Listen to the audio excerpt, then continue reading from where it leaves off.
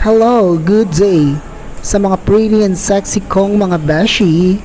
For today's video, Hair and Makeup 101 Seminar and Training, sponsored by the Licolor Academy, with partner, the Evervelina Cosmetics, featuring by Miss Bambi Puentes and Miss Martin Rosa and Miss Glenda, held at Welcome City Center, Visayas Avenue, Quezon City. Let's go!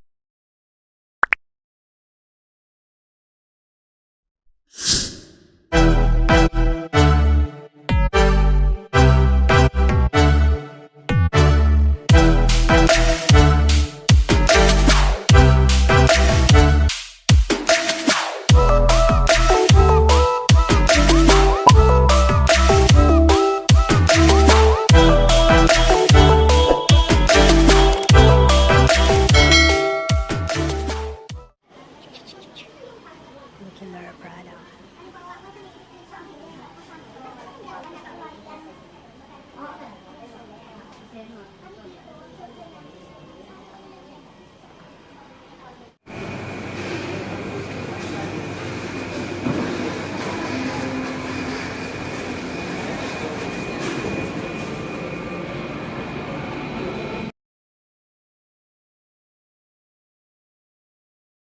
Who invited me to be one of her makeup artists in her salon. Her name is Jenna. She's already up there.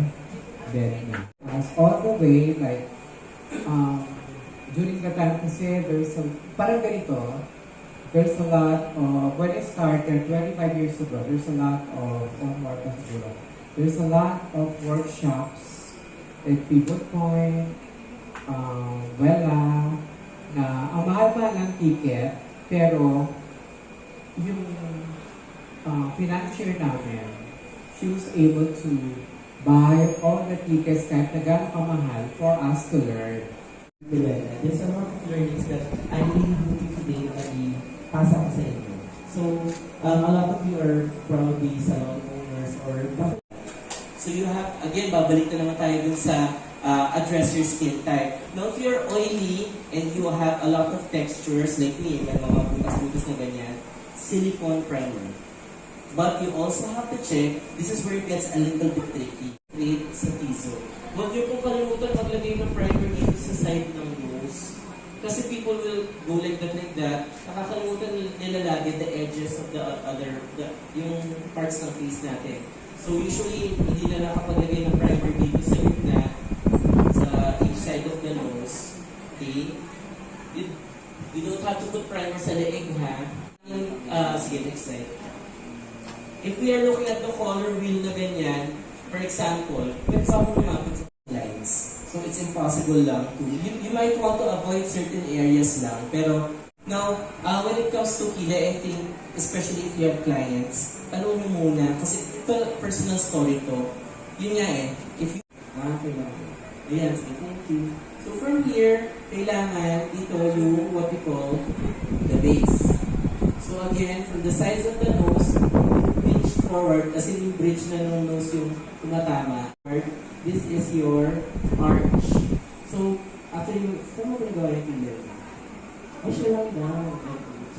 So from the arch, that's where your brows start to rise and fall. And ang pinaka-importante dyan, which for how many years I think people tend to forget is from the sides of the nose hanggang dito sa edge ng mata niya, that's where your kilay ends. Now, pag natitilay tayo minsan, we start to forget yung edge niya na hindi natin na-elongate. Yung pag-elongate or adding a little bit more just to make it a little longer actually helps feminize your face. So yung mga friends ko akla niya, kung gusto nyo mas girly itsura, extend it lang a little. Hindi yung todo-todo extend na baka hanggang dito. So parang just extend it a little just so it gracefully tapers down. Okay? So, Line above. So, a parallel line dito, moving upward. Mirror again, your arch.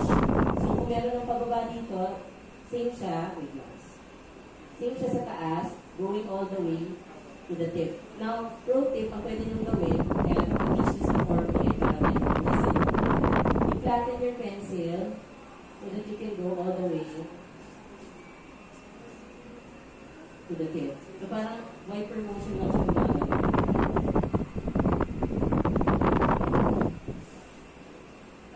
Kita ba? Good. Then, correct lang kung may kulang.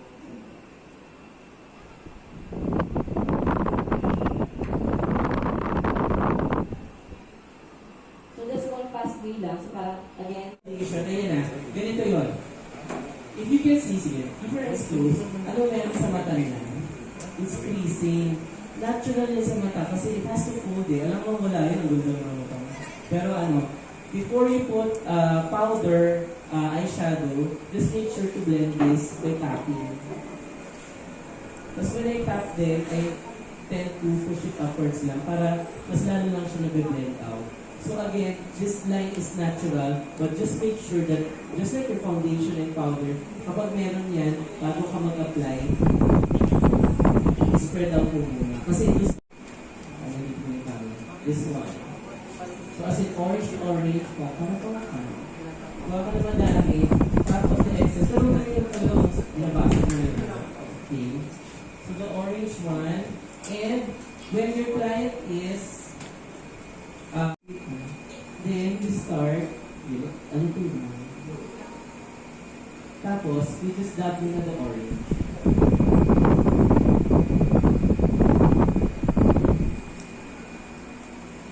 We are dabbing the orange just to make sure lang na this is where I want my eyeshadow to go, but I'm not blending pa. Gusto ko lang makita na kung saan siya kasi feeling ko yan, this is the color, okay? This is one color only ha. Sorry, we're using two colors, sorry.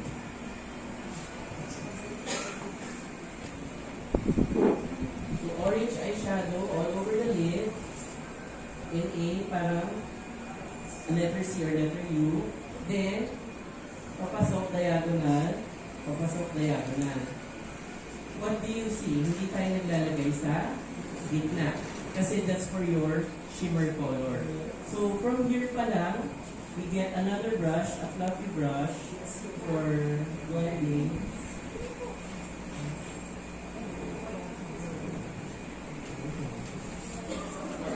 Then, for the beginners, ang gagawin natin is lift the eye, circular motion papasok, circular motion palabas, wiper motion going upwards. So, circular motion ulit paloob, palabas, wiper motion, going upwards. So, mapapansin nyo meron pa tayong parang mark. It's not completely, ano. Ang what we do is, you get your middle finger and start pushing this upwards.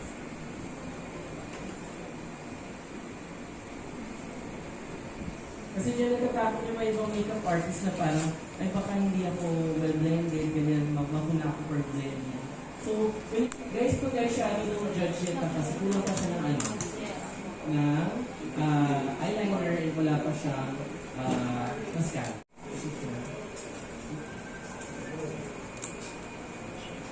Yan. You get, using your middle finger, wako yan, and you go straight to the area na walang orange, which is the middle. Just dahil sa may middle area, ano gamitin ko? Again, with highlighters, depende ko alin yung mas mas intense. Yung kasi kung mas intense na. So, I'm putting on the middle. Kita ba? Middle. Giselle? Yo, sir. Ay, yo. Si Ma'am Yo. Yo, sir. Kasi talaga pwedeng wala. Unless nagmamadali ka, tapos ang ganda-ganda na nalaso mo. Sige pa. Pero when it comes to curling, if you see that, what Jane is doing, she's actually curling it 3 times. Now, if ever you look at me, these are your lashes. Minsan nga ganyan pa yung... Unahin mo itong tip, tapos saka pa yung paloob. Kasi the natural is to curl outside. the natural is to curl outside and sa actually sandwich together to get a really nice dimension of the face. Okay? But when it comes to blush, so si ano naglalagay si Jane ng blush, golden rule lang when it comes to blush. The lighter the skin, the lighter the blush. The deeper the skin tone, the more intense blush ang gagamitin mo. Just because we need it to pop up on the skin. Kung masyado kang maputi, tapos naglagay ka ng intense red, loti. Hindi naman maganda. Okay, so you have to be able to to step back lang and make sure that the blush you are putting enhances the skin. Okay, colors, wala naman masyado tayong pero yes, there are colors that are perfect for mas maputi, which are peaches and pinks.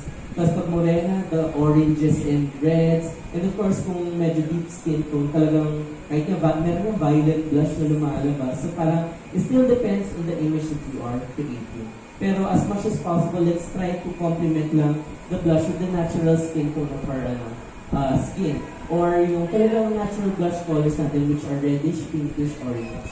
Okay? Huwag na yung mga trendy, meron pang holographic, yung ganyan. So depends on what you're using it for.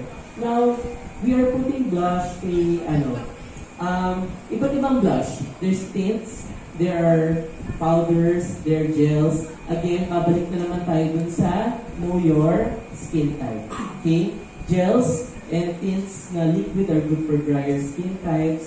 Powders are good for oily skin because that you want to highlight or bring forward. Okay? So, kung photoshoot, sino din naman ng photoshoot, ang maganda dyan, I've learned this also, is maglagay sa chin. Is actually trying, I think that's the thing that's nice about lipstick is and the endless combinations siya. Okay? Okay. So this is our final look naman niya. Pero after that, for example, kung kliyente niyo siya, the best way is to really step back muna and look at the entire look. Okay? When you choose pala